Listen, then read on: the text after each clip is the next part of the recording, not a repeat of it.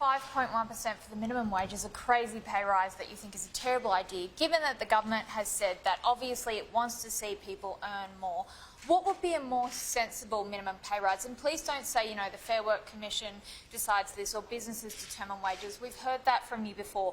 You're attacking Albanese for what he's saying. What is your alternative sensible solution then that you propose if 5.1% is too high? An independent process that carefully calibrates and considers all the things in the economy that is sustainable. No, I'm attacking him for being thoughtless. I'm attacking him for not having a clue about the economy and not understanding how the economy works and not respecting the process of an independent setting of minimum wage conditions in this country. And I'll tell you why that's important. Hang on, just hang on. I'll tell you why that's important. Small businesses around the country have to make decisions about how they invest, how many people they employ. They don't want these things set by some erratic statement of a politician. They want this stuff to be carefully considered. And Mr Albanese showed yesterday that he is a complete loose unit on this stuff. He just runs off. He just runs off at the mouth. I mean, it's like he just unzips his head and he just lets everything fall on the table. That is no way to run an economy, because that only leads, if you vote Labor, to having a leader who can make interest rates worse, who can make inflation worse. Prime Minister, today you're quoted as saying that it's economic vandalism. Well, I didn't say that. This. Yeah, so I want to confirm that. Do you think it's vandalism to ask for a pay rise? So you're not calling him a vandal? I didn't. I mean, that is a misquote in the paper. So that they were not my words. There's nothing wrong with asking for a pay rise. There's nothing wrong with that. But obviously, it has, and the Reserve Bank Governor has said very clearly that's what we are seeing in our economy. And the reason we're seeing that is because unemployment is coming down and businesses are growing and becoming stronger. Now, that's where pay rises come from. They come from businesses doing well, not being shut down by reckless policy by a Labor Party that would see not only your interest rates go up more than they might otherwise do, or your cost of living go up even more, getting into a vicious spiral, going up and up and up. I mean, what is he next proposing? If it goes to 6, they have to go by 6. And then when that pushes it up to 7, they have to go by 7. That's how we ended up with 18% interest rates in this country under Labor.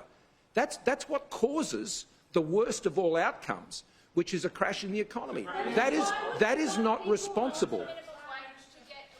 Wage rise. Why would he want? Until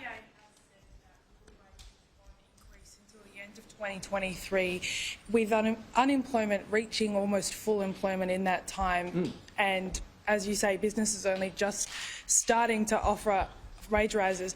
What is Australians supposed to do in the next 18 months when the RBA is saying their real wage won't increase in that time? How do they pay for things? Well, they won't be able to pay for things if inflation goes even higher and interest rates go even higher. And that is why what Anthony Albanese is speculating on and running off at the mouth on would only make that situation, Claire, worse. Businesses, it would only make it worse. Labor would make the very issues you're highlighting worse under what they are proposing. On that inflation part, December 2022, is it correct to say then that any workers will not see a real wage increase until that inflation number comes down?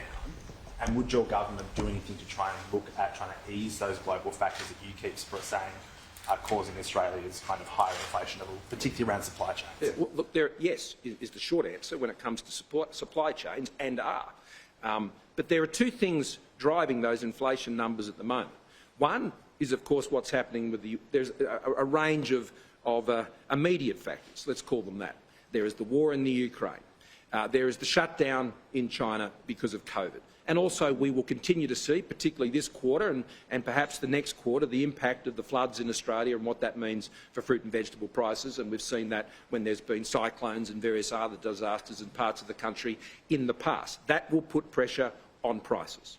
And they are things that occur well outside Australia's control. The structural factors that are driving inflation are about those supply chain pressures that we're seeing, which is a lag and a direct consequence of the pandemic.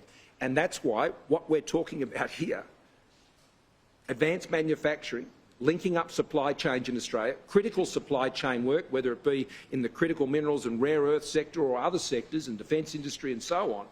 That's what actually helps ensure that those supply chains are moving more effectively. Now, we have the Supply Chain Initiative, which we've been running now for about the last 18 months, which has been announced in 2 budgets now, if I recall.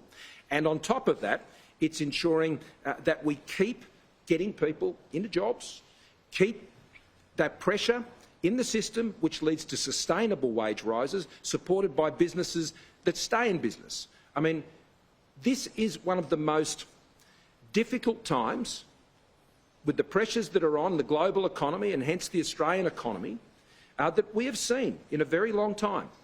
And how we manage that must be sensitive, must be responsible, must be disciplined. Now, what we saw yesterday from Mr Albanese, was loose. It was ill-considered.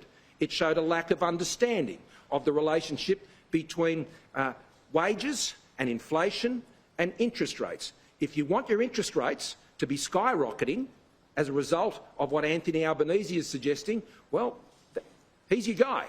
But what I'm saying is Anthony Albanese will make it worse.